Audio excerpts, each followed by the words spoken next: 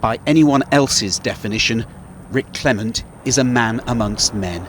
But he hasn't always seen it that way, after suffering the cruelest of injuries. Woke up and the news of not just my legs missing, but not being able to have children.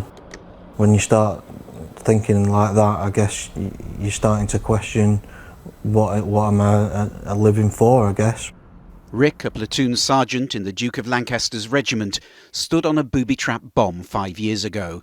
He somehow survived and later married his long-term girlfriend, but the relationship didn't last, and in this remarkably open interview, he admits the difficulty he was having coming to terms with his disability was a factor.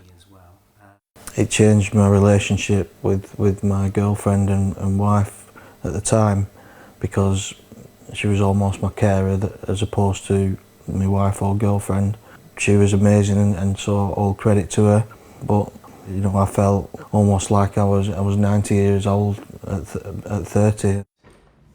Rick now lives alone in his specially adapted home in Blackpool, where he keeps a memento of the day that changed his life. It's done its job and remained fully intact, along with my head. From here, he runs his own charity, A Soldier's Journey, helping other wounded veterans in memory of 3 friends who did not return from Afghanistan. His work has won national recognition. Now he's set himself a bigger challenge. Basically, I want to lay a reef at the Cenotaph in Blackpool in November, and I want to be able to walk to lay the reef. That would have been impossible just a few years ago, but advances in prosthetic limbs have given Rick hope, even though one of his amputations was so high he needs a support to do the job of his missing hip. This is pioneering work.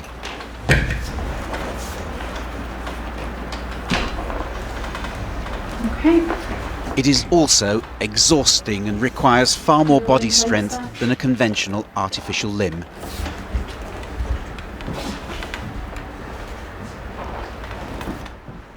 It takes sweat and a willingness to go through the pain barrier.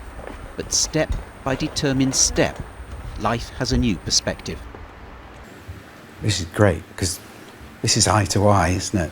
It does, it feels great to be just, you know, eye to eye and look somebody in the face.